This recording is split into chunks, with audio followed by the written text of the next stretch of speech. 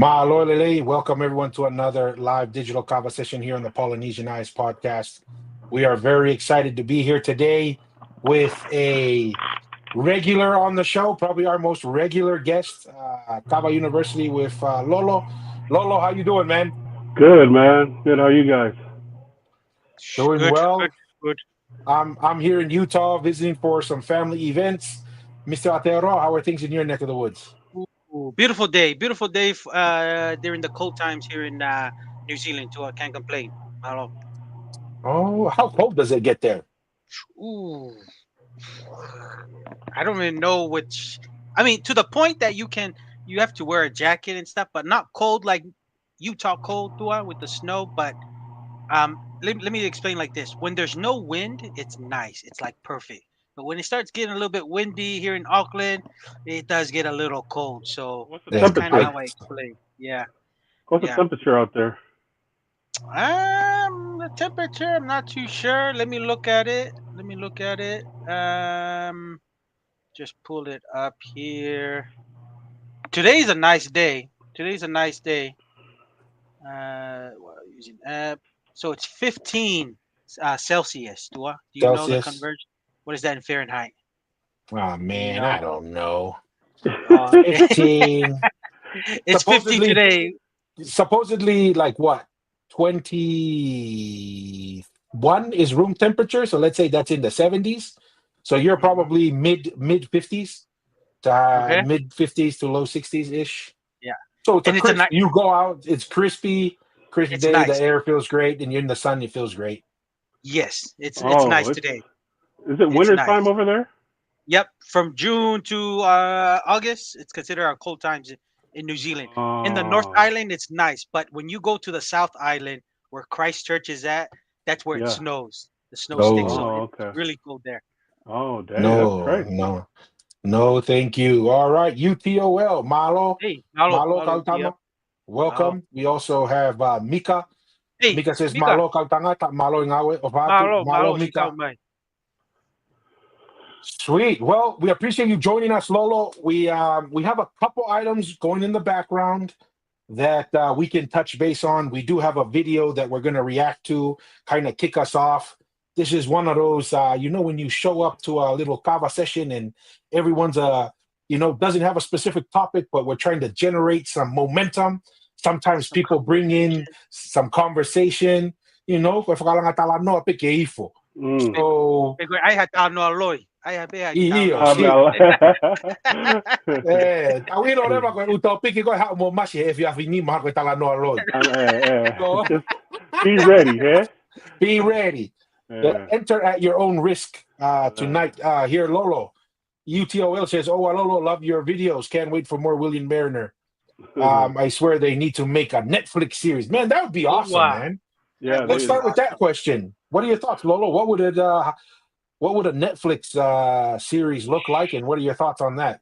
Oh man, I think a Netflix series would be amazing because it's there's so much packed into each chapter, and there's Mhm. so much description you have to give, as far as acting things out. Not only the wartime stuff, but the regular everyday stuff. And then we'll get into how much kava is actually being used, in Tonga back then because I've grown up hearing that it's only kava is only used for ceremonial purposes and whatnot. But then Mariner was saying that these guys use kava so much that I stopped keeping track. When we were building canoes after they mixed, when we were out in the plantation, they fight kava after that. Even after they took the Port-au-Prince, when Mariner was walking on the beach and they took him into a hut, they were fight kavaing. So it's really deep. The fight kava, Mm. culture has always been deep in the culture, even back then. So that kind of, killed the whole narrative for me as far as it's only being used for a certain purpose. Mm. Ceremonial. Mm. Yeah. And then when they ended up at the wedding, they took the kava. When they ended up at funeral, they took the kava like they took it everywhere. So it's more of a kavaholics, if you will. Yeah. What But are your yeah, thoughts? Yeah. Anything so else, Lolo or Masi? What are your thoughts? Ah, dude, it'll be good. I think there's a lot of details. in the Mariners account that I think producers or executive producers can actually go by, and I think it'll be an awesome series. And to kind of the reason why Lolo's into it, kind of the before the whole um, influence of Western influence came to Tonga. So that would be pretty cool. And I think there's two accounts that I feel like have pretty good details. As that account, Mariners and George Vason, like even having those two, and it's a different. See, Mariners has a good documentation of the outside Tua, outside of Tonga Mhm. Tapu, going inside when they had their wars and stuff. And then George Vason was a lot in Tonga Tapu, which is Right. more prior and with Tui Takalaua during that time. So there's a different dynamic with Right. Finau Unukalala, trying to make his influence all not only in the outer islands but also in Tongatapu, which I think those two and they're in details. Those two documents from George Vason and Mariner. I think it would be awesome, and I think it would do if done properly and done correctly and stuff to their best. I think it would Yeah. turn out well. I think it will. People will like that. But what do you think, Dua? No, 100%. And I think this is kind of a perfect segue because Jason Momoa is coming out with his, what is it, Warrior Chief, or Mm, what's the name of that series? Have you heard about that, Lolo? Yeah. I seen the commercials on it or yeah, on the Apple. Yeah, Yeah, advertisement. yeah. yeah. Let's see. Let's see that. Now, since we're kind of talking about it, we'll play this real quick. Um, and then we will I'll give my thoughts and reaction to it once we just kind of watch through that real quick. Okay. Hopefully this might have to be edited out after the live, but they might tell us to cut it when we have to record it. But here, let's watch kind of the scenes from it and kind of some comments from Mr. Momoa himself. Of War is about King Kamehameha's prophecy to unify the Hawaiian Islands into one kingdom.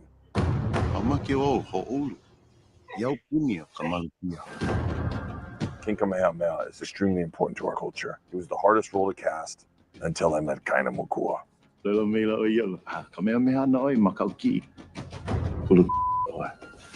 Kaina Mokua is rooted in Hawaii. He is a farmer, a coach, and a dear friend. He understands the weight and responsibility of bringing this Hawaiian icon to life. Wakuku o Kalakala.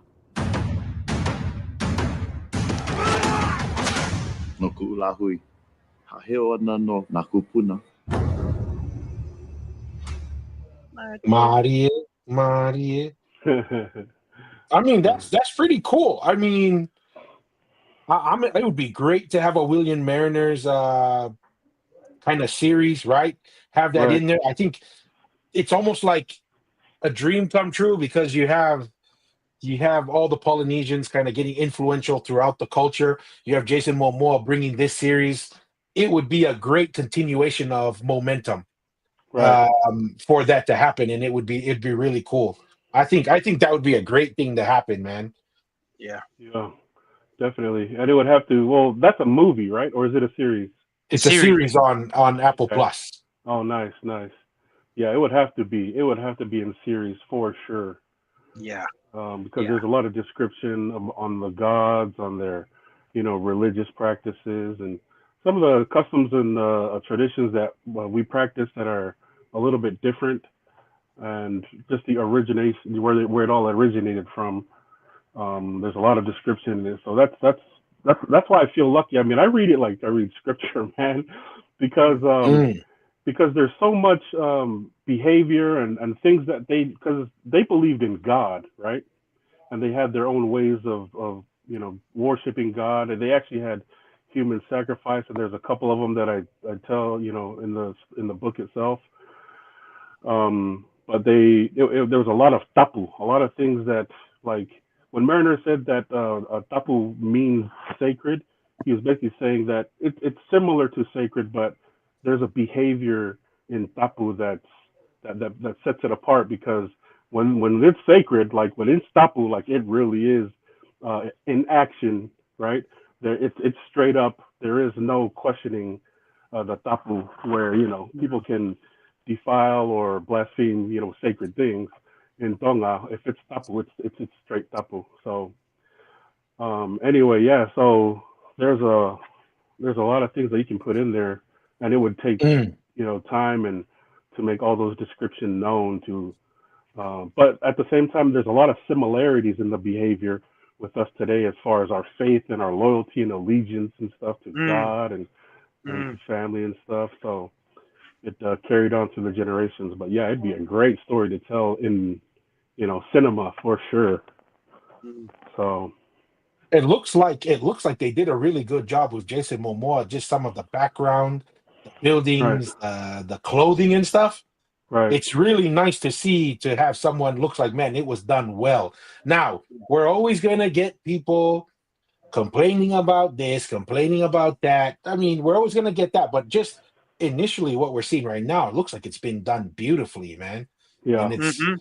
and if you build that, then you bring it. Hopefully, you bring that same quality to a William Mariner experience. I oh mean, yeah, that would be very compelling in my mind. yeah. Um, one of the things that came up to my mind, Lolo, when you were talking that's interesting, and I think I want to get your guys' thoughts on, but I think there's also a little bit of context we need to take into account, in my perspective, about the religion, especially in the time of William Mariner. Um, there seems to be, and this is the proposed idea here, is when Tupo the First goes around and he does his cleansing, right? There seems to be a distinction between what I will kind of call as the old religion and the religion that was going on at the time. And I'll describe it this way. Um, at the time, especially, like, it seems to have started relatively strong during Ulkalala and William Mariner's time. There was a leaning towards worshiping of ancestors, right? Like there was a heavy emphasis of our ancestors or someone in the family that had done great things, and there was this big concern about how we are staying connected to those ancestors and appeasing them, and almost like treating them as some kind of deity. There is that part that existed, and a lot of the idol worshiping and a lot of that other stuff that existed at that time, including, it seems to be, some of the human sacrifice, is different than what the old religion was. And I'll describe it this way, because I think there's a lot of misconception, especially with the academics and how they view it, is they forget that the Tui Tonga is a high priest. The Tui Tonga was the high priest of the old religion. And when he created the Tui Takalaua, it was kind of similar to a high priest who was a king, right? It was the Tui Tonga had the spiritual and the temporal power, but when he created the Tui Takalaua, he split it, and he said the Tui Takalaua will take care of all the temporal. That was the military power, that was the government affairs, social management. Like, for example, the Inasi, which was more like a tax, the Tui Takalaua took care of that. That was his role. When it came to the Polo Polo, which is much more of a tithe, the Tui Tonga, that remained in his area. And what I'm kind of saying is, Tupo the First seemed like when he was cleansing, it was a lot of those ancestor worship. They had their own little taulas. They had developed, because Tonga had been in civil war for like Oh, what, 3-4 generations. 300 years, yeah. Three, Yeah, 400 years. the power was so fractured over 3 or 4 generations. People were developing their own social, their own political, their own military um, structures. And I don't know, that was one of the things that kind of came to my mind, that just to throw it out there, there are some topics that are popping up. But any thoughts on that from you guys? That's just something that I kind of crossed my mind with Lolo talking about Mm. the religion and so forth. The hierarchy is different when he describes it, and there's a few chapters in the second volume when I started doing the second volume where the second volume is all logistics. It's everything, the who, what, when, where, whys of the culture, right? And Mm. so it is different from what it is today, or even when it was in the 1880s or 1830s when Christianity showed up. Um, So like just even the because the Tui Tonga in Mariner's time, he said that they were specifically the bloodline of the gods, and then there were Akis and Tuis and Haus and Matapures and Mu'a, Tu'a, all the way down. So that's the only reason why I'm so like stuck on his description is because he had no agenda, right? So it'd be interesting to wherever that comes from that you're talking about as far as the Takalaua, right? What year did that start, or was it only in Tonga Tapu, or when did that No, start? that's this. We're looking at like what? Tui Takalaua would be in Moa, so maybe 1500s, Oh, okay. 1500s ish, And George give or Vason take catch the end, catch only the the very tail end of the of the last Tui two. Takalaua. So Yeah. he catches the last Tui Takalaua, and it's been multiple generations of the Tui Takalaua. Oh, okay. So if you go to Moa, where that all landfill, that reclaimed land in Moa, Yeah. imagine all of that. That's was it? So the Tui Tonga leaves, Kaulufonua Fekai, you heard that story about him? I don't think Where so. okay, so his father was Takalaua. His father was assassinated from guys from Uvea. And one of our previous guests, Xiaoxi Ilayu, said from the research he did, because the male always had to be from Tongatapu, but the female could be from anywhere in the empire. Mm. And supposedly it's not supposedly, but 3 Tui Tongas got assassinated in a row, and there was some instability, and the Takalaua was the last one of the 3 that was assassinated, and the guys from Uvea assassinated him because they blamed him for assassinating the previous Tui Tonga, whose mother was from Uvea. And so it was a revenge, quote unquote, kind of like a revenge assassination, because they blamed Takalaua for the assassination. But anyways, so Kaulufonua Fekai, after he catches them, he brings them to Tonga, knocks out their teeth, tells them to chew kava if they're blood, and then he drinks the kava. That's where he gets the name Fekai from. Then he gets his younger brother, and he establishes the Tui Takalaua. Then the Tui Tonga moves to Ha'amoa for like 300 years. And the Tui Takalaua is establishing his role, and a lot of Europeans see that as the Tui Takalaua usurped the Tui Tonga, but a lot of the oral history said no. The reason why, the logic in the oral history was the reason why the Tui Tonga moved out of Tongatapu is because if he stayed in Tongatapu, the Tui Takalaua would never be able to establish itself as the primary political, military, and administrative power. So they go to Samoa, and they would only come back for the Polo Polo once a year, or any type of religious event, but they would stay in Ha'amoa. And in that 200 to 300 years, the Tui Takalaua establishes the Fonua Tanu, which is approximately 100 acres of reclaimed land. And the reason behind that is they had no right to the land that existed, because that all belonged to the Tui Tonga. So they, in a sense, had to establish their own land. So if you're William Mariner is what, mid 1800s? 1808, Yeah, 1807. 1806 is when he gets there.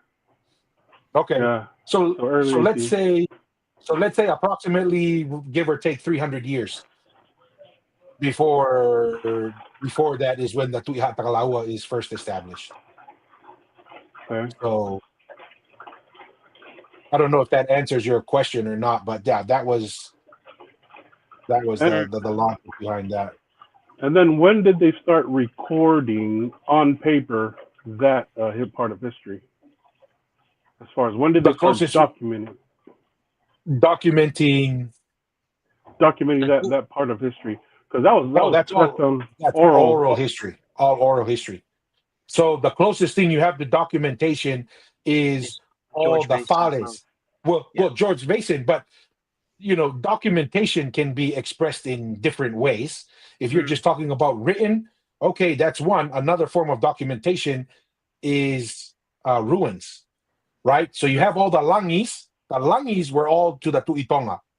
The Fales belong to the Tui Takalaua, and then the Malae belong to the Tui Kanukupolu. That's why the Malae Kula in Tonga is called Malae Kula, because it was the Tui Kanukupolu is where this line comes from, and that's where they get buried. It's called a Malae. Right. But yeah, for documentation, the earliest is George Mason, and even then, that was the last. At the tail end. Yeah, that's at the very. And the thing is, that Tui Takalaua was the shortest too.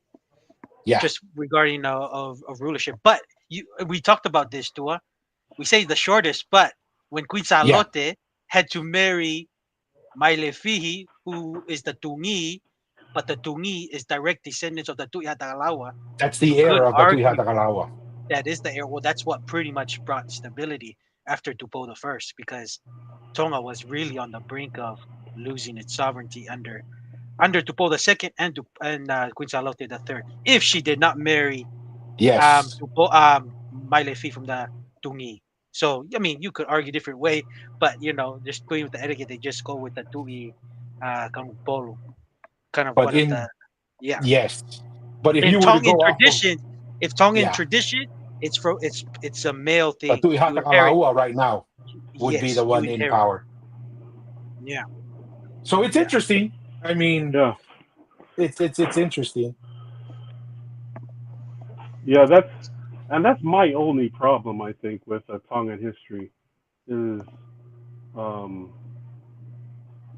the history is written by the victor, right? Yeah. and I have a problem with oral history. So if you have, because when Mariner went with Finau and they took Nuku'alofa with the cannons and the guns and everything, Mariner told Finau, all right, if you want to rule all of Tonga, which is what you want, then continue this conquest on to the next. So we're gonna go to Bea and go wherever next, because we have guns and you can rule if that's what you want. And so Finau just didn't think that the weapons of the Americans. Eventually, he said, they're not made for us, because it's just not fair. It's not honorable for us just to go in and, because when Finau walked through Nuku'alofa, he saw body parts, he saw blood and women and everybody, and it made him feel sick. And so he wasn't, because of that, he didn't continue the conquest on through Tonga, right? Where if that did happen, if he actually did go through, it would have been the Finau family and not the Tupou family, in my opinion. Absolutely. If that conquest continued, right? So yeah, I guess that's just my. It's a it's a little thing, I guess, but.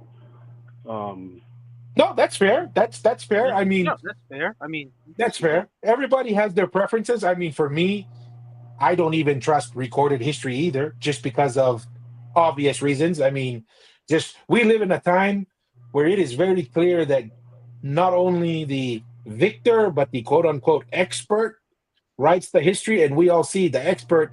All of a sudden, the truth can be influenced very quickly, one way or another, for many reasons. Here's a couple more comments we'll catch up on. Mika Lociali says, "I beha for ufi pits." Oh, iyo. Koe tae ori pe tau noa Mika, whau pea ki tau noa ki ufi. Ki luo ufi. Oh, here's another one. And I don't know this one. Maybe you guys know what Kavanaugh Kava is talking about. He said, "What's up, Tocos? Would like to know if y'all watch Joker from SOS videos. Very interesting. Are you guys familiar with that?" No, I'm not. Joker from SOS from LA? Probably. I think that's what might be referencing. But what is it? You sound like you're somewhat familiar with that, Lolo? I think I've seen some clips on him, as far as I guess he was a Hamoa guy, yeah? Or was he a Tongan guy in the SOS? Because I had I have a Oh, like cousin. the Sons of Samoa? Yeah, Oh, if that's what he's talking about as far as Joker, because I had when we were in the mid '80s, I think it was '86. We stayed in Long Beach with some of my family out there, and my cousin was in the SOS, and mid '80s in LA, anywhere, Long Beach, anywhere, it was kind of popping had at to that do that time. to survive. You had to do that to survive, man. Yeah, but I think he got a lot of credit or a lot of street cred from um, the Uri gangs and stuff. So Oh, okay. Okay. I believe that's We, what we, the references here. the reference is, if I'm not mistaken. But for Okay. the, for the most part, like on the daily, I am a big. You guys probably know this already. As far as I'm a big watch political stuff guy, and I Okay. I always wonder where our own people are landing in the political, as far as, Arena. yeah, where do they stand? Mm, I've seen a lot of, and it looks weird to me to see Tongan liberals, mm, uh, because I feel like there's so much culturally conservative principles being raised on that, right? To see some of these, polys, I don't know if perhaps they're too emotional, or maybe I'm wrong, but I'm just saying there's a Yeah. lot of things that come from um, the left that I feel like there's no way we can believe in any of this. No way. yeah. And as far as in ancient Tonga, they both juggled the same principles. They were fighting over the same principles. We're doing it for righteousness. We're doing it for our gods. We're doing it for our families. That's probably more difficult, because they're both doing it. We're all doing this for the same purpose, and our allegiances and loyalties are to our families, our gods, and whatnot when they go conquest. But today, it should be a no-brainer. I think if we brought all those guys over here and told them this is what's going on, I think it'd be a no-brainer to them. One would think. One would think, right? Sure, So sure. here's a couple interesting comments going along that. As always, Water Bears, our official PR of the Oh live digital wow, water Kava bears. sessions. Malo. Water Bears says out here in LA protest, peacefully protesting for my Mexican dad. Maria Vaini Poto. He also says Trump supposedly going to pass a law to allow behaved Mexicans in the fields and certain traders to stay. Oh, Yahweh, fuck up, Paul. And lastly, from Water Bears, I have to skip through. It says, pray for the Tui Tijuana. Tu itiwanaya. Oh, Yahweh. That is freaking hilarious. No, but Yeah. that's an interesting point. I've seen some of our, some other content creators online that are, kind of like going along with what Water Bears is saying,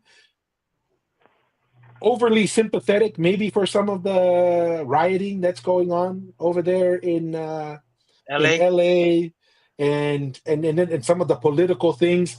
You know what I've always noticed, What is Lolo? that? The more educated the brother or the sister is, the more likely they tend to be anti MAGA or anti Trump or even anti American, Right. right? Mm, And it's interesting. Everybody, that's why we love America. Everybody can believe what they want to believe, but I Well, think it's a fair and then question. it does goes to show who runs that institution, as far as what the conservatives are saying. There's so much liberalism in the institution, and they're forcing it, either guilting us or forcing us or telling us that this is the way, even though in our better nature, as far as tongue and mind, we're like, nah, that's Doesn't make in my, sense. that's what my opinion is nah, that can't be right, right? The law is the law. When people that our own people, families and friends, have had to face, whether it's deportations or being separated from families, going to prison, or right. mm. So that's basically where I stand as far as that's concerned.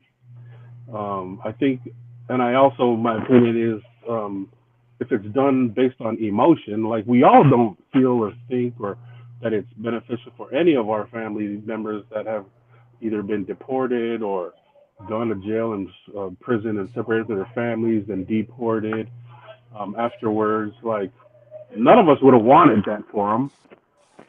but the law is the law.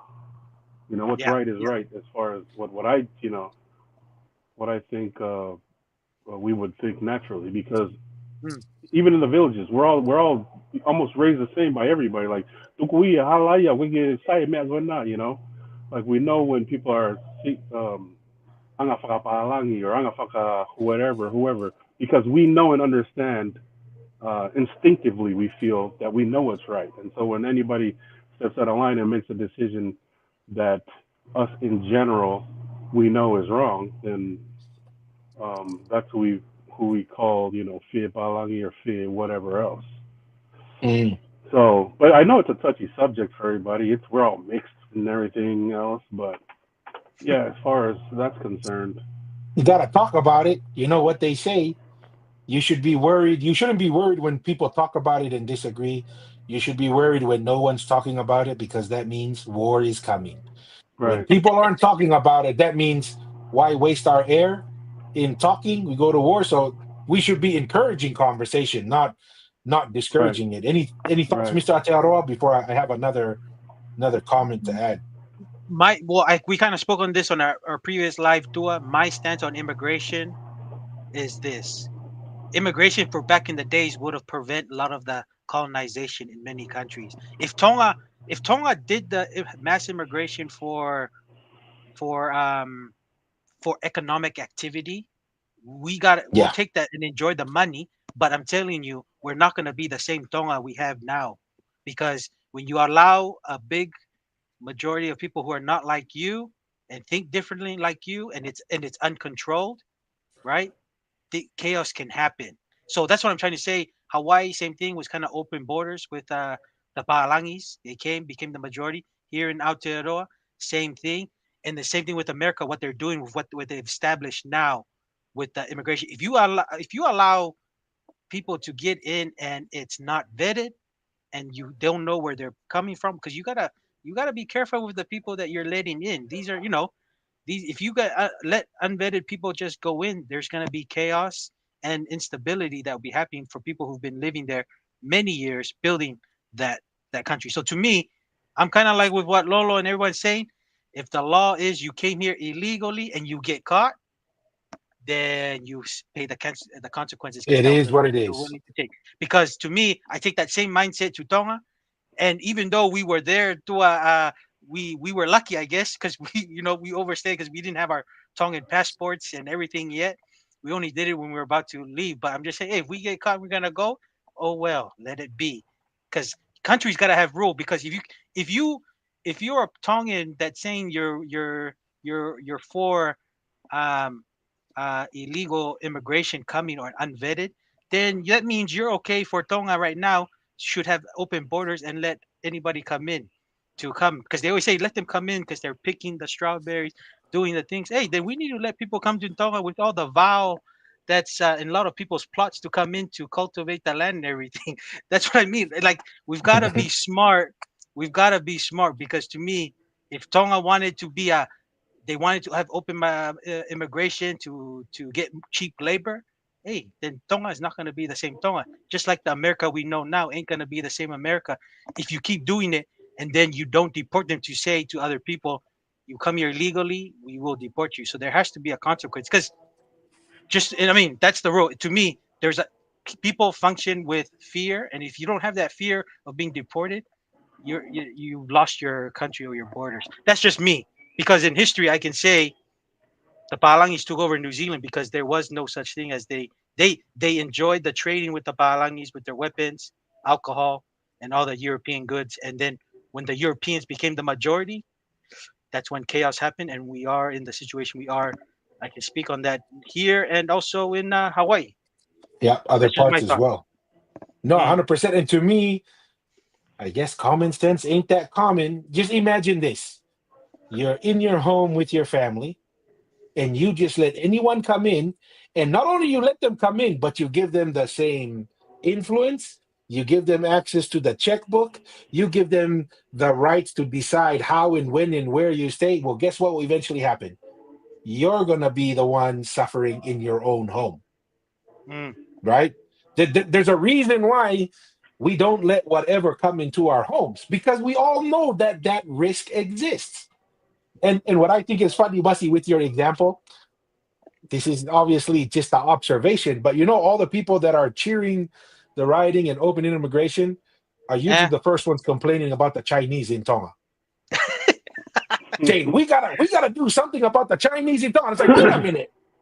You're Right. okay with the open door here, but then you're gonna complain. To your point, it's like there, if it's Don't make bad sense. there, it's bad. Be consistent, at least. Because Be me, consistent. no, 100%. I understand human beings think differently. We all have different preferences.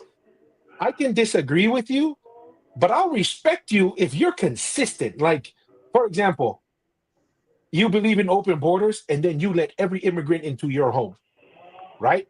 I will Right. be like, dude, bad choice. I think that's a terrible mistake, but you know what?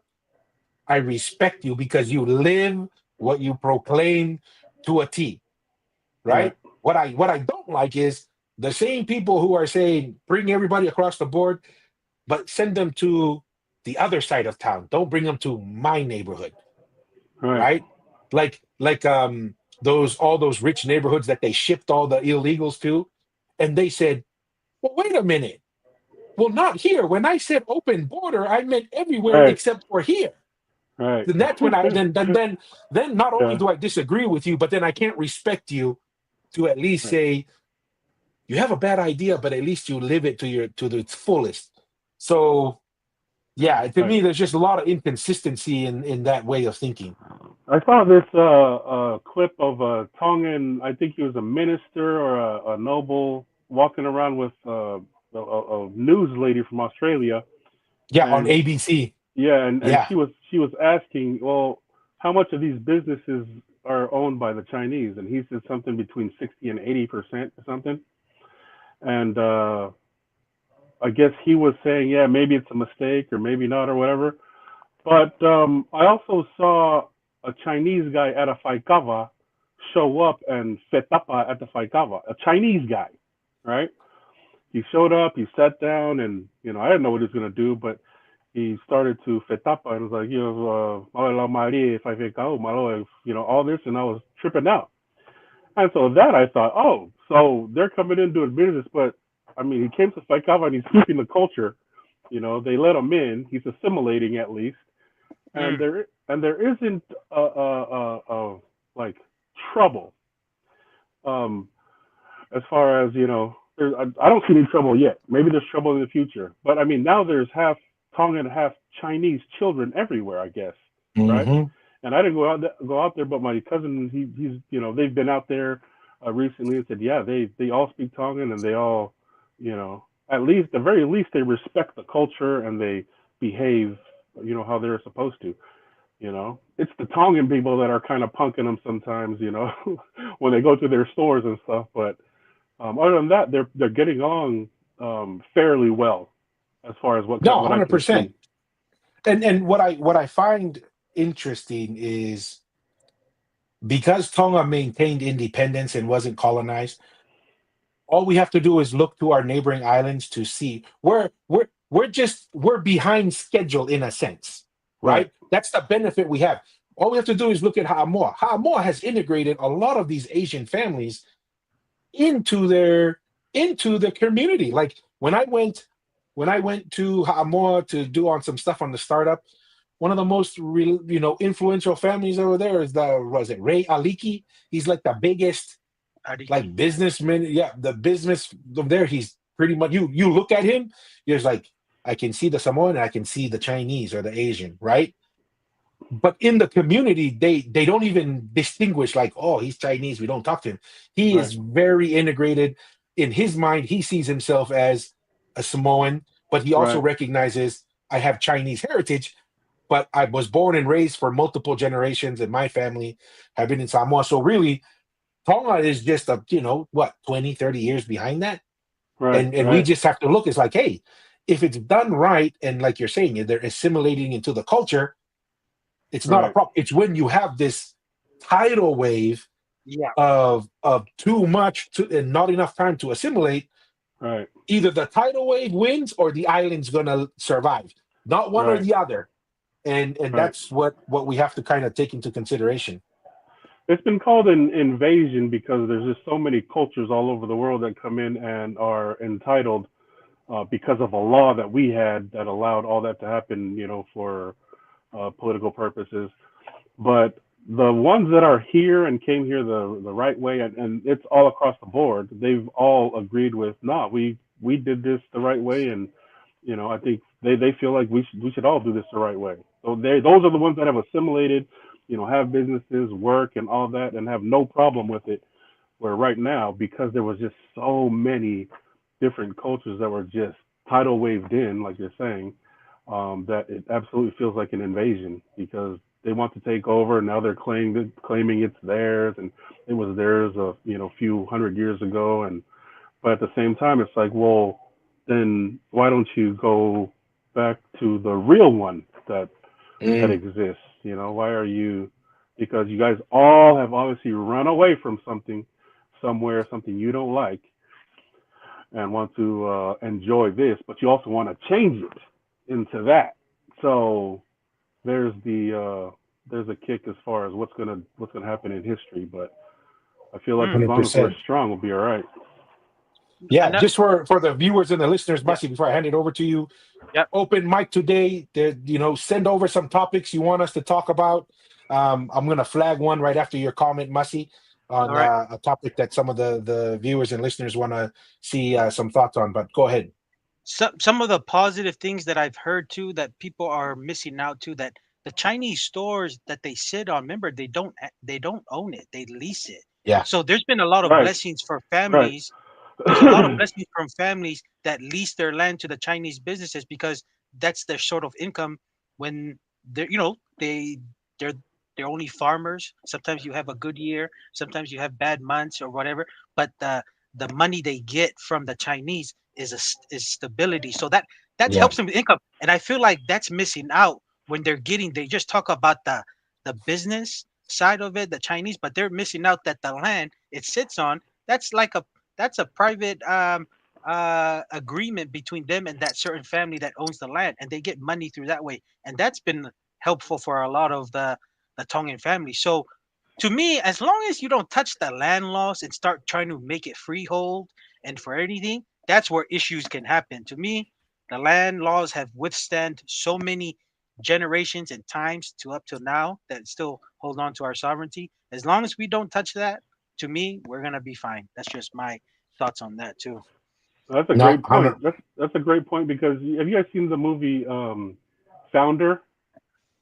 Yes, the McDonald's movie. Yeah. Oh yes. And this Ray Kroc guy tries to go and run a whole bunch of McDonald's, and he's losing money and whatever. And then finally, a lawyer, overhears him talking about it, and the lawyer tells him, "Well, your business isn't in burgers. You're losing money in it. Your business in real estate. You buy the land and own the land." I think that is a great principle as far as the Tongan model should be that. Yeah. You can lease it, and most of the leases, as far as I've heard, has been 99-year leases. Max. From all these businesses, which do benefit those who actually own the land.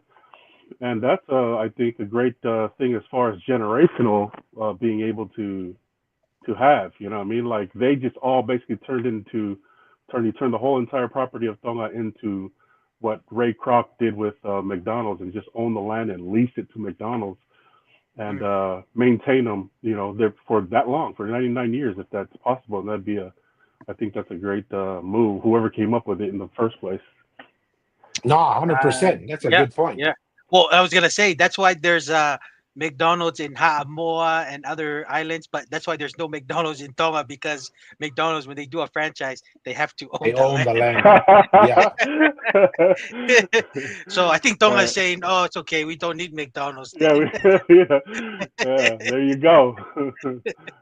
So here's a line here from UTOL says, "Yep, Renegade. See a lot of the polys, especially poly podcasts, that are publishing against Christianity because of colonization, yet they use the system colonization built." Interesting. And this is, I want to kind of get your guys' thoughts on Good point. On this is, What are your guys' your thought here, Lolo, on is Christianity colonization? That's one. And um is the idea of decolonization a good one? Like, you always hear we need to decolonize. What are your thoughts on that? Decolonize. I don't even know what that even. What? Just kick all of them out, or what? What does that mean? It's like this resistance, like how you say BLM, right? Now Yeah. it's like decolonize. We Right. need to decolonize mentally, and you're a Christian, so you need to be an atheist in order to decolonize. Like that's where a lot of this stuff is, patriarchy. You need to resist the patriarchy because that's how you So decolonize. so we would have to abandon our belief in Christ to prove that we weren't colonized.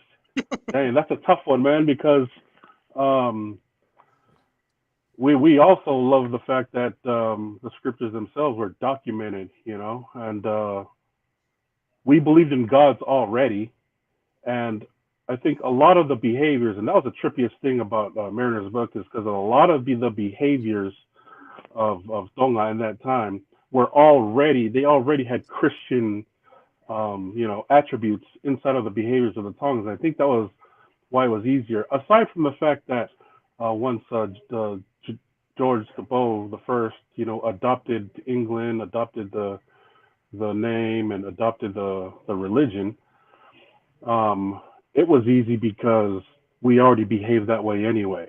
A lot of the stories matched. In Tonga at that time, Mariner told a story of two brothers and one killed the other, and that was before Christianity.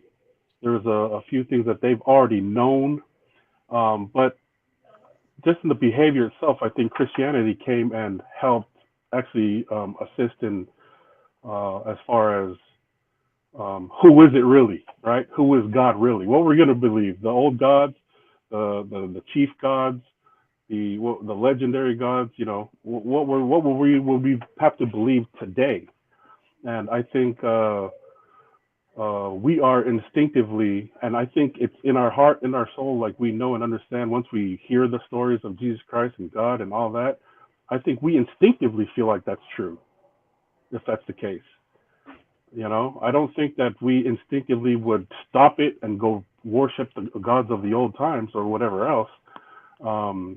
I think because of all the behaviors of God and Jesus and everything else matches the Tongan culture already, it was an easy meld, in my opinion. Plus, I actually feel like if there's a God that speaks to us, there's so much information and instruction that we have received with Christianity that improved our lives even more than the Mhm. old ways, than the old beliefs and the old ways. I mean, what are we to do? Just abandon Christianity right now?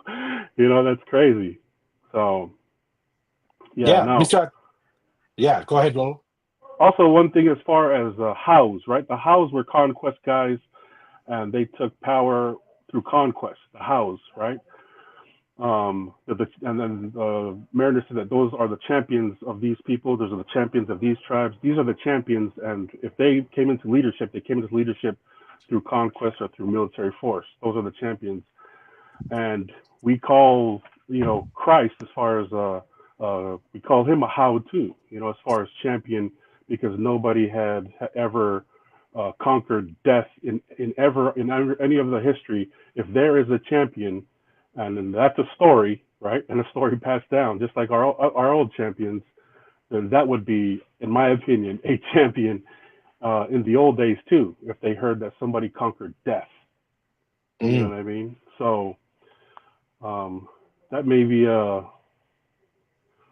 reach in itself. But if we're talking, old beliefs and old things and old gods, to me, if Christ if they heard the story of Christ back then, I think all alone on their own, they would be like, dang, yeah, that's a how right there. So Yeah, we can relate to something like that. Masi, yeah, what are your thoughts?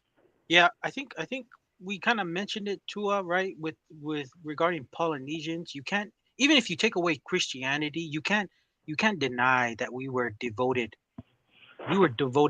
believers, right? We were right, devoted believers. even the ancient one with our gods, and even with the ancient god of Hikudeo and Mu'a being the only part in Tonga Tapu, to my understanding, that was never fortified, Dua, and because it was the caretaker of the ancient religion, and that just showed even the whole chaos, the 300 years, Dua. To me, that blows my mind. That 300 years of the Civil War, Mu'a did not feel like any threat to um, A a fort. fort, right? Because they know during this old chaos and civil war that's kind of going on, that everyone is building forts from Vaheloto, from all the way to Ihifo, right, up to Nuku'alofa. Everyone was building forts because of the chaos and instability that was going on. Mua still was was so confident that it was ingraining people that they're not going to touch the religious capital of the Polynesian nation, because it was Tapu. So to me, even if you take away Christianity and you're not, let's just say, if you're not a believer, even if you're not a believer in any faith, what you're doing is not close to what your ancestors were doing before. Hmm. Our ancestors were devoted believers in something Right. beyond them. So to me, they're getting that mixed, and then the mistake that a lot of our fellow Polynesians, some of them are making too. They're putting this Western um, phenomenon that was happening in the colonization period with Christianity as it's the same thing, which is totally different, right? It's just because the Western came to the Pacific with the Christianity, it makes them all enemies. But when Christianity in its origin is not from the Westerners. It was way Yeah. before that, way before in ancient Israel, in Yeah. that time period. So to me, there needs to be more understanding from the people who to me, the issue that I see from our fellow Polynesians, it's a lot of their own personal issues of trauma, maybe that's something that's happened with their faith, that's, I don't know, in some of their faith that they attended to, that they want to boggle up and let other Polynesians say this is the wrong thing, when that's the wrong mindset. To me, I don't, every Christian even now that knows that there's flaws of men that can happen, but you're not going to church because of the flaws of other men. You're going because you're a believer of God. So when you see somebody who's a Christian and they make a mistake, you blame them on that person. It's not because they're a Christian and they're using this. No, your reason to going to God, going to church or doing what's right is because your faith in God. And they're getting that mixed up, and they're getting caught up in too much of their trauma that's unresolved, that they need to sort out personally. Mm. And to me, the idea from Christianity that helps us solve a lot of that trauma is forgiveness, because that is a very Christian thing, is forgiveness, but not only forgiveness for the person who caused you trauma, but the forgiveness for yourself that you were in that situation, because that what helps you to let go and move on of your time. Because really, it's a theft of your own time if you're still caught up in this trauma. That's something that happened to you, and you're thinking and you're looking for something to blame, and you're blaming Christianity. That's just where I'm coming from, Tua. That's a lot of a lot of the younger Polynesians that they haven't resolved their trauma, and they're looking for something to blame, and they're blaming Christian because if that's probably happened to them or within their own families because they were Christian believers or whatever, and they're blaming it as a Christian thing. But to me, that's a family issue. You need to talk about it with your own family issue. Don't make your Mhm. family issue a Christianity issue. That's just my thoughts, Tua. And Yeah. this There's is what I the. mean by you know how prisoners, when they go to prison and spend a lot of time there, they come back, they're institutionalized, they're only stuck on one thing because they're told to do something every day and they're stuck on it, and then they behave the way prisoners behave. At the same time, the institution of education, I feel like if they got this idea from that institution to be able to consider it something valid, and maybe if he's willing to talk about it or whatever. But I mean, you obviously don't have a testimony in something, a higher being or whatever, or maybe it is something just different from Christ, or you don't have a testimony in God or faith or something for Mm, you to drive that idea. To me, even bringing it up means that you're institutionalized from the same institution that we're getting all this liberal leftist ideas from. So mm, you're not just institutionalized if you go to prison anymore. You're institutionalized by anybody who gives you an ideal, or ideas that just for something for you to argue about, I guess, right? You sound like them. Did you? Mhm. But just like how you were saying, Friday, as far as Masi, Mm. you know, something to talk to your family about. See what's up. You know what I mean? Yeah, it's a family, and that's the to me that's the big thing because let's just say your family is a church attendant, and then there's some trauma that happened within your own family, and then you're blaming because of the church and stuff. No, that's not a church. That's your own family issue that you and your own family need to sort out. You know, Right. and even if somebody in your congregation or whatever has done something wrong to you, that's not the church's fault because the Right. church only teaches anything righteousness come from God. That's the flaw of men, and the men just being the flesh, that's their own issue that you need to sort it out with them. That's not because of the faith they are going or the Christian faith. That's just a flaw of that own personal issue. That's how I see it. And they're getting that all mixed up and make it to one and say it's Christianity because it does Right. sound like they have an agenda to bring down something that's been very good to all of us. And that's my question. What is the alternative? What did he say the alternative was? Whoever brought this idea up. What's the alternative? No, That's what, see, yeah. Well, see, to me, the kind of to go along with that is this is the problem I have with that the person who brings in this decolonization and Christianity stuff. I said there's two things. Number one, if you go, who's teaching this decolonization? It's the academics, it's the universities, right? It came from there. And Yeah. yeah, right. and then now see this. We all, if people just slow down before they get emotional, right? Because they're like, oh yeah, that's right. They did this to my ancestors, and I'm suffering because of that, right? Blah blah blah. Just slow down and ask yourself a few questions. Who's teaching me this? Okay, the universities, the science, the academics, and then you say, yeah, I hate colonization. Someone's telling me decolonization. I see where that's coming from. Well, who did the colonizing? Well, who do you think was telling the Europeans that they were superior and that they were better and that they needed to do all these things? It Mm. was they highlight the church. Yeah, there was some of that, but you know where most of it was coming from? The universities, the Right. scholars, and so Right. forth, who were saying there's economic value. We got to exploit it. Oh, Mm. we gotta civilize these people, right? Right. This is like an abusive relationship, right? You go to the person, to your friend or whoever, they slap you, they poke your eyes, and then you walk away with this pain, and then you go right back to them and say, man, what do I need to do so I don't get poked in my eyes and slapped in my face? And then the person goes, well, just keep coming back to me, and I'll keep poking your eyes and I'll keep slapping your face, right? When in reality, this is kind of what's the alternative? The alternative, I think, is, well, number one, don't go back to the person who abused you, right? If you Right. believe colonization was so evil, well, then don't go to the academics to get your solution. The academics, if you're gonna say that religion is colonization, then we got mocked a little bit on that popular show or podcast in New Zealand, Yeah. right? Where we said, well, if you're going to say Christianity is bad, then that means the West is bad. Then everything from the West is bad. Then that means education's bad. Then that means cell phones is bad. Then that means speaking English is bad. Where do you draw the line, right? You have to just say, you know what?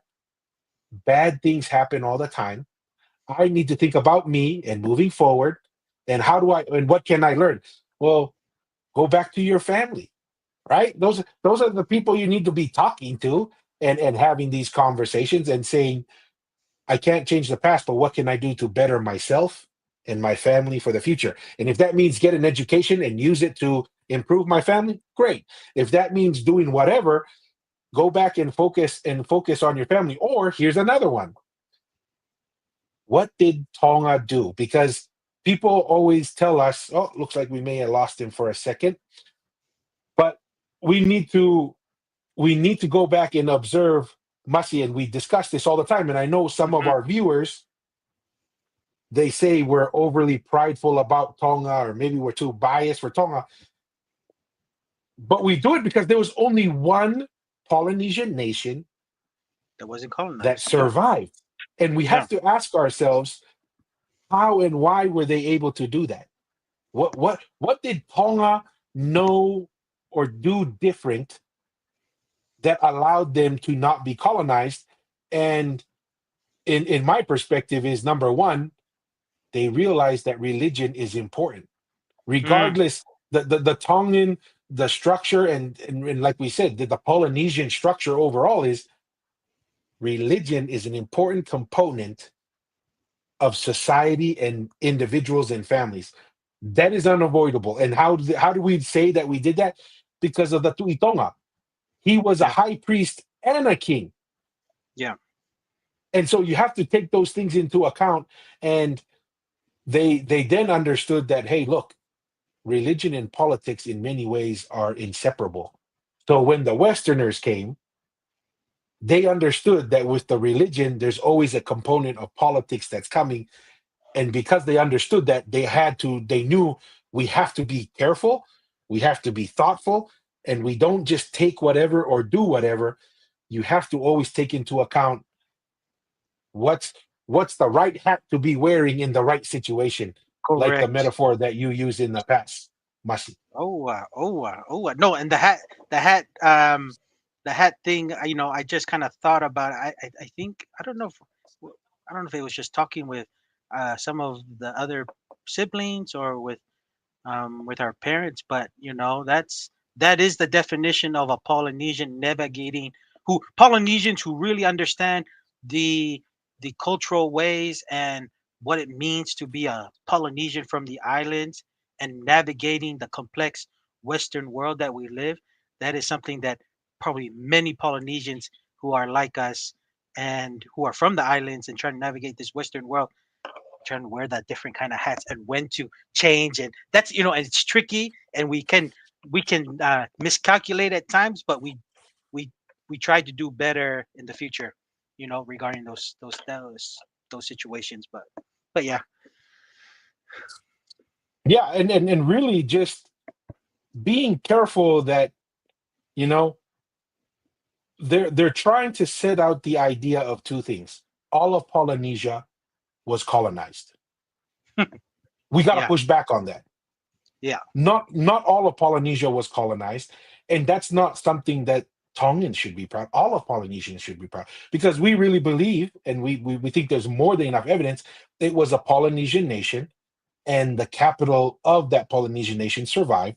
And because it survived, every Polynesian can say, "Well, Polynesia was not fully Colonized. Yeah. colonized," and we Hmm. can learn from that and build from that. And that's where you can use as your launching platform to quote unquote get decolonized, to use that term, but that's not really the case. It's not really decolonizing. What the better way to describe it is rerouting or going back to the root, right? You go back to the root. So it has nothing to do with get yourself decolonized.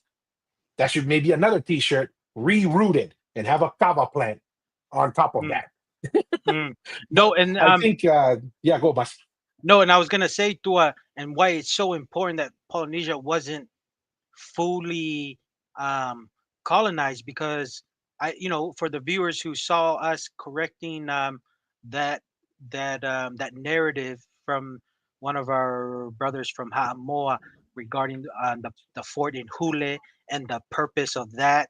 We wouldn't be if Tonga was colonized. I'm telling you, Maui Tekelangi would not have that knowledge of what happened. We will solely go off that narrative from that academic Palangi he was recording in his lens that what he was seeing and what he was putting on the purpose of Taufahau invading that fort. But because Tonga was not colonized, we can push back. And a lot of the stuff that's battling the ideas of what the history of Polynesia or Tonga during these times. That's what I'm saying, how it's so important of like what you said, the root surviving because we can speak on those things. I'm pretty confident to say that if Tonga was colonized like every other Polynesian nation, that episode that gentleman did, that hot Moa guy doing of Tonga's history, us not having a choice, we would probably go with it because do we really know? Probably not. A lot of the history would probably been erased, but because we survived, we can say, no, that's incorrect. This is the real reason. What he was Yeah. writing down was incorrect, but it's not it's not the full information. There's some misinformation going on from what he and his political agenda was seeing, what he didn't like about Taufahao. So I'm just saying, like, there's a lot of benefits. What Tonga being the only uncolonized um, islands in the Polynesian nation helped to just to, really look deep and make sure, especially institutions are saying about our history, to make sure they're correct and accurate. And if you don't have the information, then it is what it is. But if you do have the information to correct it, put your idea out there and let the people decide which one is much more accurate. No, 100%. Here's another comment here, real quick. Malo Clydemore, welcome to the live digital Hey, Clyde Moore. conversation. The new woke poly mindset is dangerous talk. At its core, if the land was stolen, then steal it back. Don't complain about it. That's what woke soft mindset. They never do anything, they just complain. I don't have any real complaints about that definition, because that's really what it comes down to. I'm a Mm, victim. I can't really help myself. So I just need to sit here and you guys need to give me reparations. And by no means we're saying that bad things didn't happen. Trust me, bad things did happen. But where do you have to draw the line? And like you said, Masi, if you let this trauma, because it is traumatic, right? It did yeah, have real impact. But if you let this trauma basically make you immobile to move on to the future, it robs you. It robs you of whatever bright future you had yeah, and whatever opportunity you could give to the next generation. You get stuck and you can't move on. And to me, the decolonization mindset is that it's saying get stuck. And I think Polynesians, we don't have to accept that definition of decolonization. We have a portion of the Polynesian nation that survived that we can leverage and use that as getting rerouted. I'm gonna not like that term decolonized anymore. I'm gonna lean more towards the get rerouted back, grafted back into the root, and say, this is who we are. This is why we're religious. This is why we're family oriented. This is why our culture is important to us, and build from there rather than this other mindset that just, it seems unproductive at best, and at its worst, very, very erosive, and it'll destroy the Polynesian culture, in my opinion. mm. No, and I'm just, and that's why to me in America, Tua, when Obama got elected, come on, he only got elected because you need Palangis and people who are non-blacks to vote for him in. It's not a racial thing. But you see, and I'm just thinking here now that I'm here in New Zealand. Did you know, Tua, there's never been a Polynesian? They always claim there's never been a Polynesian prime minister that's been elected. I find that funny. And I'm to me, what Clyde Moore's saying, I'm still trying to decide, is it a race thing? I don't know. There's some little things here and there, but I don't really. Is that really the reason that's holding us back? Or here's the other one, Tua. Are just the Polynesians here in New Zealand are just professional complainers, right? They don't want to take up the leadership role. They're too It's ashamed, or easier what? to not It's take the it's leadership role. easier to It's complain. easier to find problems than to give solutions. Unfortunately, that's the truth. And New Zealand, you can't argue that New Zealand's the number one country where a lot of our Samoa, Tonga, Cook Islands, the rest of the Polynesian nation first migrate to. Why is it we're in 2025? We've never had a Polynesian elected into prime minister. I don't care I don't even care what political party you are. I'll still have my own thoughts on there. But just speaking on our on Polynesians being in the position of political power, New Zealand always prides itself being a Polynesian country and everything. It's like, dude, we haven't. New Zealand hasn't even got to the prime minister, and we're in 2025. So I'm still trying to decide: is it really people don't like Polynesians here in New Zealand, or is it because when I say Polynesians, I'm including the Maoris here. Are we just professional complainers?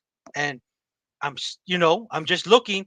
They like to complain this, and blame it on the non Polynesians, Palangis or whatever, Indians, Asians for their issues. But I'm like, are we professional complainers? We're afraid to step up in the spot to be a leader in a political power to make some change. I don't know, but I just find that really funny. But I don't know if you had anything on that, Tua. No, I have something to add to that, but on this comment right Oh, here, oh, Chelsea, welcome.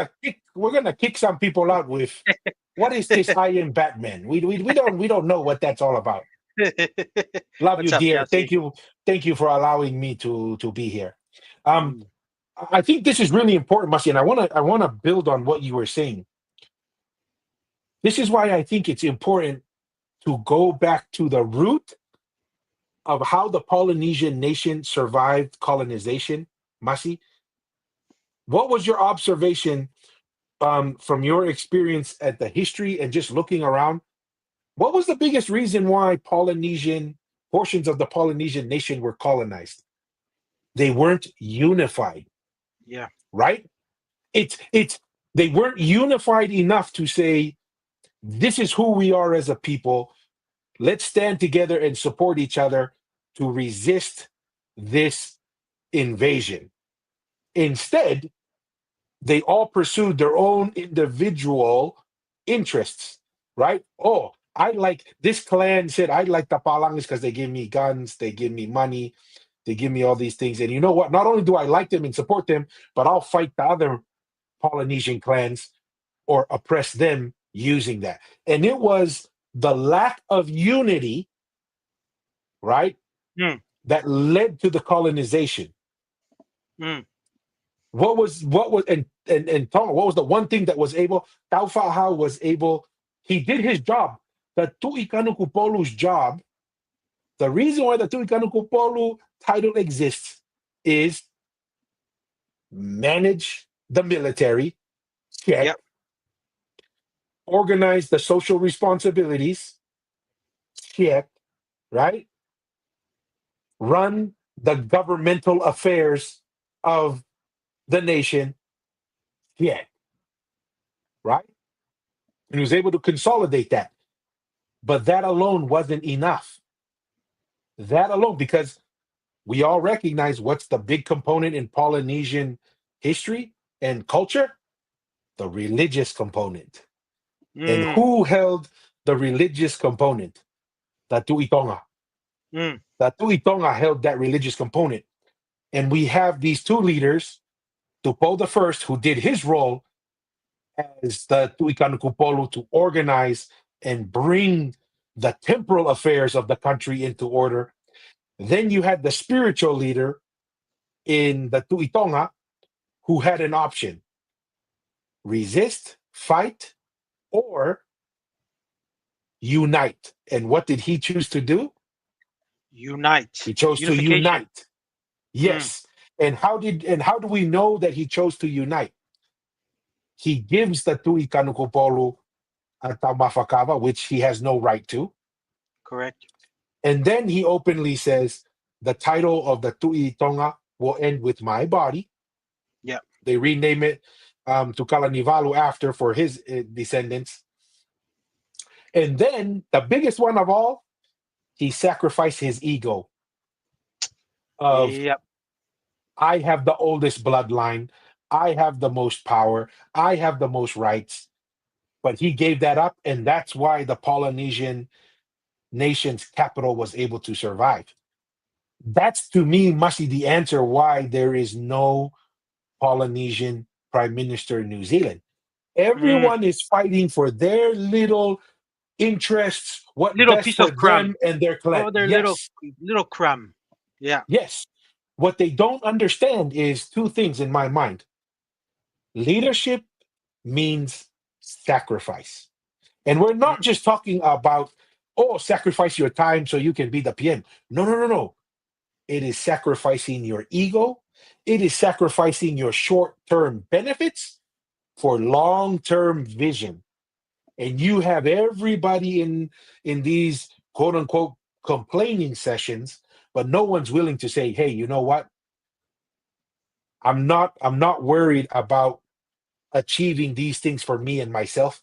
I'm going to sacrifice now for 20 years ahead. 30 years ahead, right? It's like when a guy plants a tree to be one of those redwoods. He Mm, knows when I plant that tree, it's not going to benefit me in my lifetime, maybe my children, but more likely my grandchildren and great grandchildren. I don't see that kind of vision in New Zealand. And that's why that lack of unification's there. And that's why there's no Polynesian leadership in that role. You could bring the mm. right person, but if the people aren't united, it's useless. Yeah, yeah. We've always had the number two position, but we've never. It's just I just find it very interesting. 2025, with the amount of Polynesian influence here in New Zealand and all of that. I'm just trying to understand. Is it really because they don't like our ideas, or is because we're not um, working hard enough to get them, or two, we just want to be in a position of professional complainers because that's what we've been doing Mhm. all these years, and all that trauma that's happened in the past still haven't been able to move on and to sort it out. So that's just kind of my ideas, Dua. Kind of Well, and here. I want to help our brothers and sisters out there understand leadership means sacrifice. Don't Yes. we only like to talk about the shiny pieces of leadership, right? Mm, The mm, shiny pieces of leadership. Trust me, man. You think you want to be a leader until you have to sacrifice like a leader. It's like this, Masi. Everyone wants to be a champion. Everyone wants to be the goat until you have to sacrifice like a champion, until you have to sacrifice like a goat. Then all of a sudden, you learn very quickly, oh, I don't want to be a champion. I don't want to be a goat. That's how leadership is. And if you bypass the sacrifice and you get into leadership, it tends to lead to chaos, suffering, and pain. And I think I saw in some of the comments here something similar to that where they were saying, right here by UTL, just look at South Africa and taking back the land and pushing out whites. They can't even run their own country. mm, mm. Because why? They want the leadership, but they didn't want to earn and pay the price to have leadership. They just want to jump into the leadership, and then all of a sudden, the crops don't magically grow on their own. Peace, Mm, peace doesn't magically happen. You have to sacrifice. You have to correct. be patient. You have to have long-term vision. And too many people in some of these quote unquote academics and decolonization people's mindset, you ask them to just hold their thoughts for a day without even saying, and they can't even do that. And that's the kind of leadership you want. It's like, no, go back to what you said. Oh, Masi, go back to your families. It's a Learn how to family issue. Yes. Yes, Yes. go back and learn how to sacrifice for your family. And when you Yes. sacrifice for your family and lead your family, you just might learn how to be a leader outside. You Of a just might. clan, Who knows? of a country, of Yes. a nation. Yeah. Yeah. So those are Awesome. my Tua. thoughts. Anything else to add to that, Masi? I think Lolo may have lost connectivity. Any additional thoughts? And then I have a video we can close with. Because wanted to keep it to Uh, about an hour and a half. no, I mean, it just amazed me with, the more, because I didn't think about it before we started this Polynesian Eyes podcast, running this live digital cover session about the sacrifice Laufidi Tonga did, the Tui Tonga, because if he really, if he really wanted to continue the chaos, Tonga would have been colonized by some Western country, and Tonga, the knowledge that we all have, that the Vita Fale has, I don't think we'll be able to have the tools or the weapons to at least combat what the academics say about Tongan No, history. So we would have been so I'm helpless. yes, and it's a great reminder of the importance of, especially big importance to our Polynesian nation, that self-sacrificing to see another Polynesian do well, it was the right move, because that's what Laufidi Tonga did for Taufahau, because it's been in the Tongan, even though there were some it wasn't him and per se to his family that was going to get all the power, but it was sacrificed because it was better to see a Tongan than a guy from Britain sitting in Tonga's throne. So Yeah, to me, 100%. that's the way we all should be, to help each other out in this world. When you have an opportunity to help a fellow Polynesian, and you know that's a good person that just needs some extra help, that you have the capability or the influence to help, do it. Do it. Because when I think about Laufey Tonga, that was a selfless act, because a person who wanted power, political power, and all the power could have continued to cause, and he had he had a lot of influence to wild up followers to cause more chaos. And yeah, and it was better to have another Tongan succeed the political power than somewhere in Europe or America. And we let's not forget who to Taufa'ahau was, where he got his training and tutelage from. It Yes. is from the Kautai family, who are one of the oldest and most influential priests of the, and I have to make this clarification like we had with Lolo earlier, not just the old religion, but the old old religion, not the Yeah. religion where people were worshiping their ancestors. It's the religion that goes even further to Hikuleo, right? Yes. And That's the understanding origin. that. Yes. And who is to say that, Taufaha was brought up as a protege under the Kautai, and he seems to be very acute to the religious portion of things. That's why he didn't just go and, oh, I'm going to accept Christianity. He had tests. Mm, Miracles were performed, right? mm, So Taufa'ahau didn't be like a lot of people like to throw at Taufa'ahau. Oh, he was just a chump. He was scared. I was like, no, he had miraculous things happen that proved to him that the Christian God. And how would he know what to ask for unless his priestly training from Kautai would have told him? How do mm, you measure a true God? Right? mm, You're going to go out there, Taufa'ahau, and you're going to see people worshiping their gods, developing their own priests. But what is the ancient religion about? Right?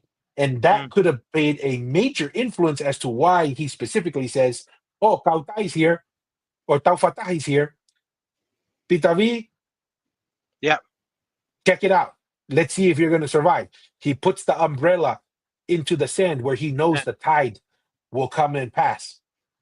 So Yeah. he has an understanding of what an almighty God could do, Mm, right? And almighty God means, like Jordan Peterson defines, it's the greatest good, the highest good. So he had, mm, in order to ask those kinds of questions, Taufa'ahau had to have an understanding of there is a hierarchy of good and power, and he's trying to understand, is this the highest power that's mm. coming here with? And once he knew it was the highest power, he adopted Christianity. But then he doesn't just adopt Christianity and not push back, because what does he do? He gets tattoos after the Christians told him not to, He right? stopped the He- tithe going out of the country. That's a huge. yes, That he pissed off stopped a the lot of tithe. the. Yeah, A that lot of pissed off a lot of Christians. Western. Yes, Western That, missionaries. and we didn't learn this until recently with Maui. It was the Tongan tithes and the Tongan missionaries that was blowing up Christianity around Polynesia, The- and yes, so it it was was a big funding it. blow. Yeah, Yes. and then doing the conversion. And here's the other one, as well, Masi, is Hule. There were Christians in Hule. Everybody likes to say, "Oh, Taufaha was just killing people because they weren't becoming Christian." Well, lo and behold, we find out in Nuku Nuku in Hule, there were Christians in there, and Taufaha said, "This is not a religious matter. This is about law and order. This is about treason." And guess what? Even Christians sometimes commit treason. And if Yes. I don't care if you're Christian or Yeah. what, if you Yeah. stay in Hule, you will be We're, entering the spirit. You'll you. be going. You'll be Ye- going to Pulotu sooner than scheduled. Yeah. right? Yeah. So we have to take that into account. And even education, he didn't just let the foreign missionaries overrun education. He developed education, leveraged Shirley Baker, but he verified for the most part Shirley Baker. They were aligned. They eventually split, but Alpha How didn't just blindly accept these things. Mm. He navigated, and I think another very important thing to take into mind is, and Maui shared the two ways to interpret the term taula, Yeah. right? Taula as an anchor, and taula as in a sail. This is how sophisticated the understanding of religion is with our ancestors. Religion has two components, right? It solidifies you and makes you endure. But then there are times where the right choice is not to drop an anchor. The right choice is to move forward. You pull the anchor and you pull up the sails. And I Position feel, yourself. Sail to the right yes, position that you need to navigate that current in that time period. Yeah. yes. And this is the issue I have with this decolonization mindset and holding on to the trauma that you said, Masi. It's using the wrong tool for the need at hand. Holding on to the trauma and going back to this decolonize versus colonize, that's the equivalent of dropping an anchor and Mm, not moving on and not mm, looking to the future. That's if Laufili Tonga adopted that mentality, Tonga would be colonized right now. Instead, Laufili Tonga noticed this is not the time to anchor and solidify the Tui Tonga title and all these other things. No, this is a time of catching wind in the sail and navigating mm, through this potential impact and saying, and who's the sail? Who's the mechanism that will help us get through this storm? He clearly identified Alpha Ahau yeah. is that person to lead us through that. And so I think those are very important concepts to keep in mind is we keep going back to Western and think they're the Western ideas are the only way to navigate getting ourselves rerouted. No, no, no, no. Go back to the family. Go back to your family. Start from there. Go back to the history of the core of the Polynesian nation that survived through colonization and study that and implement those godly attributes there. Yeah. Um, did you have anything to add to that, Masi, or are you ready to react to our final video for the evening? No, I mean, just a quick thought on Taufa How too when he was leveraging like, and people's got to understand that he was actually the Palangis that he's surrounded with. He was always careful and mindful, like Shirley Baker.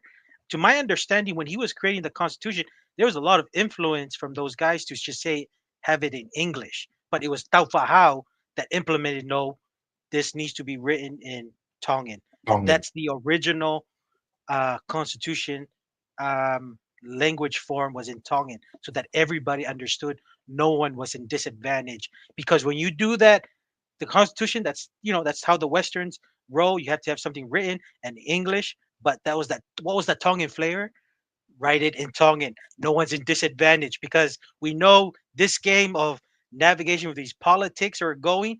Taufahau was already in that same level, and not only that, when we go back to other encounters with the Tui Tonga Pau with Captain Cook, he Okay. had that same mentality.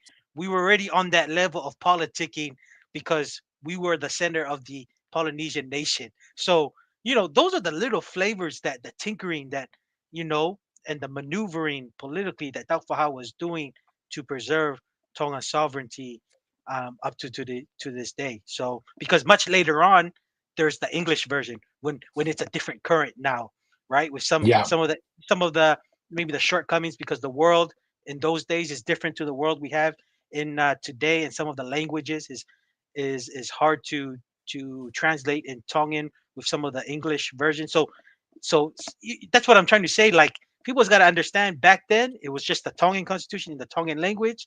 Come to now, it's more of just trying to improve the constitution. So now there's an English version, but it would have been dangerous if we had two documents like we had with some of the issues that Aotearoa is going through with the Treaty of Waitangi with the English version and then the Maori version, which was both official documents back in those days. But yeah, No, 100%. We're gonna do an audible, Masti. We're not gonna okay. watch that video. We're gonna close with some thoughts on this. Hmm. Now that we've had this conversation of religion, culture, trauma, uh, decolonization, education, the Western mindset, the Polynesian nation surviving, Tonga being the root, the sacrifice that was done. How should Tongans, Polynesians living overseas interact with the political environment, social environment, and then how should the Tongans in Tonga implement the sail versus the anchor, right? Concept. And I think I want to end with what are some of our thoughts now that we've had that really broad discussion to say, how should the next generation of Polynesians interact with their environment, whether it's overseas or back in Tonga? Um, any thoughts on that, Masi? In my opinion, if you're a Tongan overseas and you are trying to understand your environment more, or how to interact and engage in your current environment, I think another thing is a big deal is your identity, right? Identity, and the you know try to use your time to ask your parents, or some most of Polynesians are always have a lot of engagement with their grandparents, always living together. Have them explain your family history, your genealogy. To me, if you're overseas or even in Tonga, that's an important information. Now that I think about it, I'm Yeah, just even in really lucky. Tonga, when I grew up, I never Yeah, asked those questions. right. I Yeah, never really. you're busy Tonga, and even overseas you're busy trying to provide for your family's daily needs, right? But just taking the time, Sundays or when you have your family get-togethers, ask your family to understand your family history, genealogies. Every family has good stories about certain family members that do great things. Hold on and try to replicate that in today. Try to pick, when you vote, first encourage you to always be involved in the political system wherever you're at, because that's where the change happens. And then if you feel inclined to do more and you're in a capacity to do more, don't be afraid to stand up to represent your beliefs in the political space, because that's where everything happens and changes can come from there. That's just me, Tua, for overseas in Tonga. I think, or in Polynesia, wherever you're at, I think, always engage with your parents, elders, or people in your villages to understand more family history. A lot of the family history I kind of remember from regarding our family history was like, other than from our parents and stuff, was more when I left, but in Tonga and stuff was more from distant relatives, talking Mhm. about grandpa Xiaoxi, especially, and then grandmother Piwela, and some of her very kindness attributes that she always had. But in Tonga it would be more of try to maintain the laws that are, especially land laws. Try to hold on to those laws because it's withstand a lot of time. Hold on to those and make sure that encouraging we're encouraging people to come back, in a sense of, we need to improve. I think we touched a bit about it a little bit, Tua. There's too much emphasis on big government aids from other places. So try, if you're a person in Tonga or in the islands, try to pick try to pick representatives that are willing to improve engagements with its own people coming back home when they visit, because that's a that's a huge, I mean, other than people who want to just move there because they have greater purpose or land, but people who are kind of like, 50-50, is staying overseas better for my family, or do you think coming back to the islands is good is much more beneficial for my family? Improving those interactions with government services is much more important, because when you do that and improve that infrastructure for communication between government and its own people, that gives a more likelihood for your people to return back home and bringing with them that wealth, and not only that wealth, the knowledge, right? Hmm. I think it is starting to be a problem, because I'm even seeing articles, and it makes sense. There's been a huge kind of brain drain that's happening in Tonga at the moment, with a lot of people just going overseas and not coming back. Even they're being gone to the picking, the fruit picking and stuff too.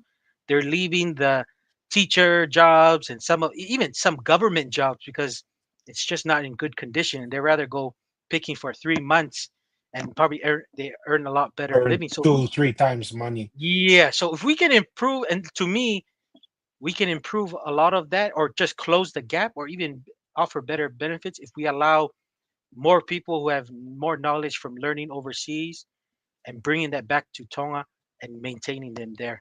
To me, that's kind of the what I feel like people from Tonga can do to when they engage, especially in the political space. That's different from overseas. But that's my thoughts, to kind of a long thought there. Yeah.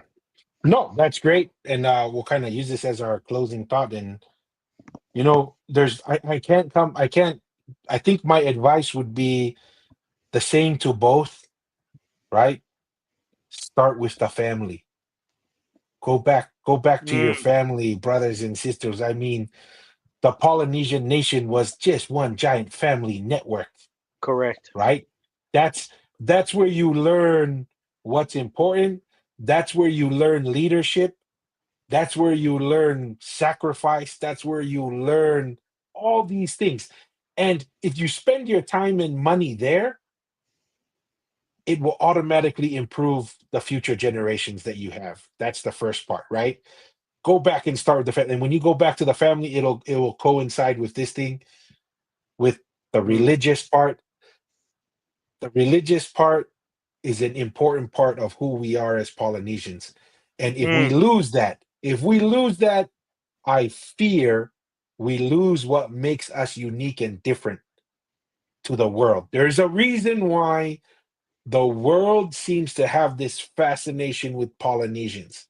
And if you notice, every time there are two main things that are discussed: our yeah, faith and our family. And yeah. then the third part, which is whatever they're doing: sports, politics, business.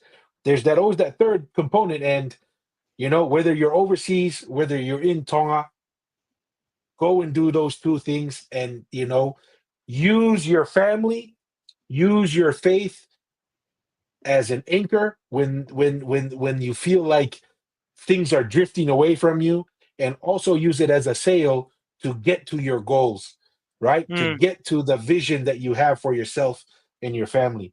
And that would be what I think would be the two things that I would recommend, to use the taula and the taula.